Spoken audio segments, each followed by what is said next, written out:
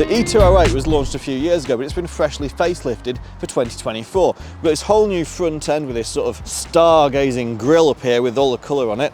This LED headlamps and these LED sort of cat scratchy claw mark LED running lights, which we've seen in the 3008. On this GT model, we've got LED active headlamps, which is great to see. Again, with it being the GT model, we get loads of black gloss trim. So we've got black gloss roof, we've got the wing mirrors, and also on the wheel arches as well. The paint colour, can't avoid talking about the paint colour. This Aguida yellow is actually the free paint choice if you get an e-208. So you don't pay any extra for this. It is actually a sort of pearly, metallic-y sort of paint finish, and it looks great. I mean, if you ever struggle with finding your car in a car park, choose this paint colour because you'll never have that problem again. It's like a big high-vis vest saying, look at me, here I am.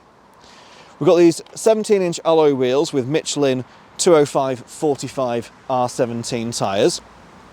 And coming down the vehicle, again, with being the GT model, we've got privacy glass on the rear. Pop open the charge flap.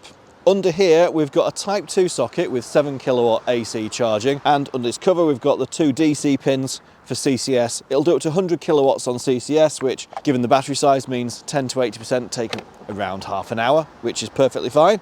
Moving around the back, we've got this sort of spoiler that juts out here in, again, gloss black. We've got a shark fin antenna for your DAB and GPS. Moving around the back again, we've got these LED lights, which again look like claw marks scratched across the back of the car.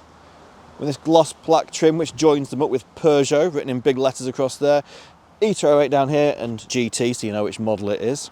If we open the boot, 309 litres of storage, which is perfectly adequate for a car of this class. It is a 5-door car, this, not available as a 3-door, so it is a 5-door. We'll take a look in the back in a second. But overall, proportion-wise, it is a compact car. It's a family hatch, it's capable of fitting adults in it, in the back easily. But it is a compact city car that's easy to drive, easy to place on the road. Let's take a look on the inside and see what it's like there. On the inside of the cabin, it feels very techy. It's got jutting out screens, it's got buttons with these silver edges on here, which there's toggle switches which jump out at you.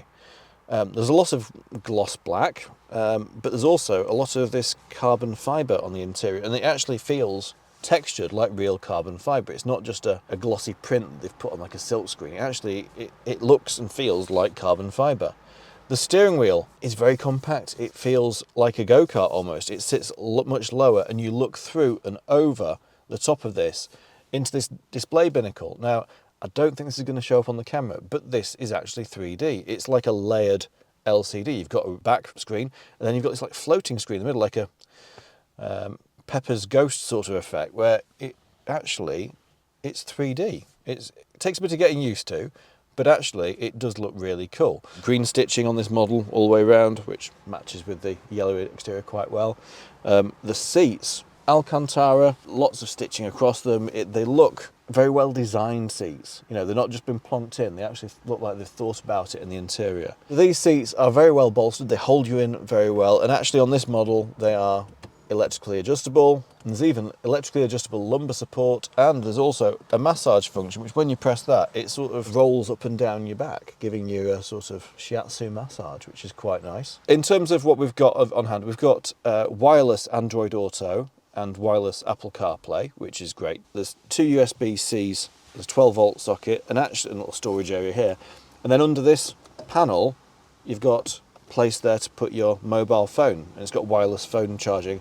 I quite like that it's closed off, because it means that you're not tempted to look at your phone whilst driving. I know nobody should, but sometimes, you know, if it's within arm's reach, people think, oh, I'm going to quick glance, it won't matter. I'm quite glad that it's shut away there, and obviously with the wireless CarPlay and the wireless phone charging, you don't need to get to it anyway. It's there, it's out of the way. This is your drive mode selector, so we've got here a little toggle switch, the same as we've seen in the other Stellantis brands like Vauxhall and Citroën, where we toggle it down to put it in drive, push it up for reverse. There's a B mode we can select, or if you press P, that puts it into park. Your motor, start stop is up here, same as it is in the petrol car.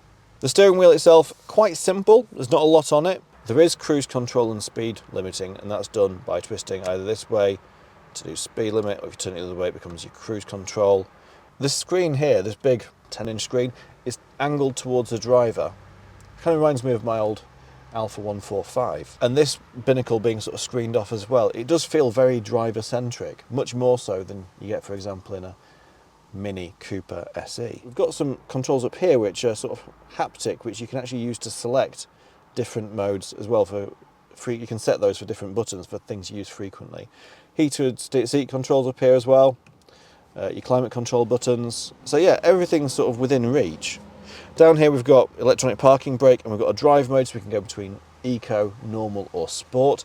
There is a strong difference between Eco, Normal and Sport. In Eco, obviously you get the best range out of the car. Officially it'll do 250 miles. We've been seeing probably in excess of that in Eco mode. If you put it into Normal or Sport, I mean in Sport it really picks up its heels, and it really feels like it's got a lot more than the 154 brake horsepower you see on paper. A couple of cup holders here, slightly different sizes for different sized bottles perhaps. Then under here there's a little coin slot or something, and there's quite a deep central cubby bin there.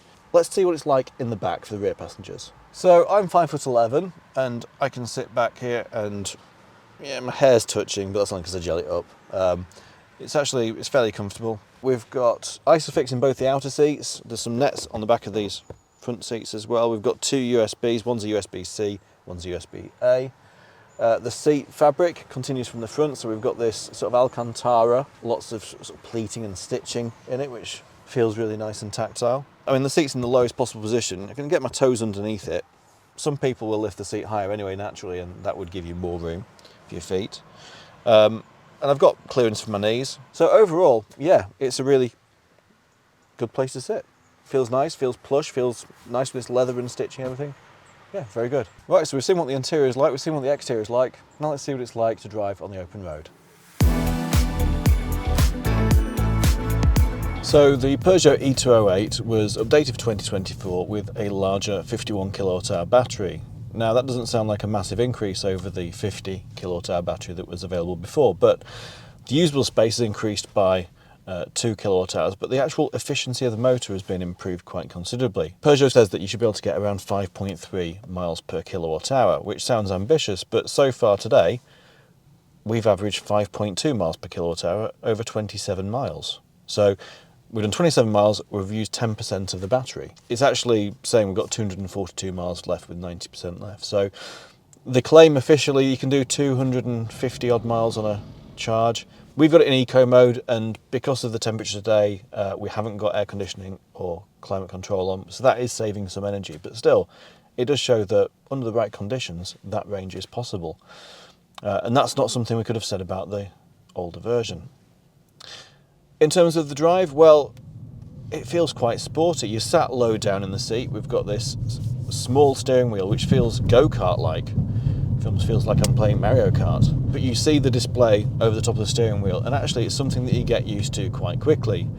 The seating position is low down. It feels sporty. It feels certainly more like a track car than something, say for example, like the Mini Cooper electric, which, whilst being lovely inside, feels a lot more like a sofa. This feels sporty. The downside of that is, well, on these potholed roads here in Formby, there is a bit of a wallop sometimes over the worst of the things, but it's never too jarring. The seats are supremely comfortable, really nicely sprung, good bolstering on the sides, and on this GT model they are also heated seats as well. So to drive the car, I say, efficiency-wise, it's a massive step up from the previous model. We are seeing 5.3 miles per kilowatt hour, which is better. I think they say 5.2 is possible. When we take it out on some slightly faster roads, we'll get out this village here and get out onto the ex-urban roads, and we'll see what it's like on the twisty B roads and A roads. I suspect it's going to be quite fun. So when you're being onto B roads, it does feel engaging. It feels like it grips the road really well. You can throw it into corners with quite a lot of confidence. This is nothing like the old Peugeot 205 of the 1980s and 90s. It is a heavier vehicle. It does feel a lot more solid, but also, you know, it's got 156 horsepower. It is still quite a small car, and its go-kart-like chassis with a wheel at each corner, and this particularly small steering wheel, means it feels very chuckable. As we're going into corners now, you can lean in and really going with confidence that it's going to grip, and it just holds on. For a front-wheel drive car, it drives really, really well.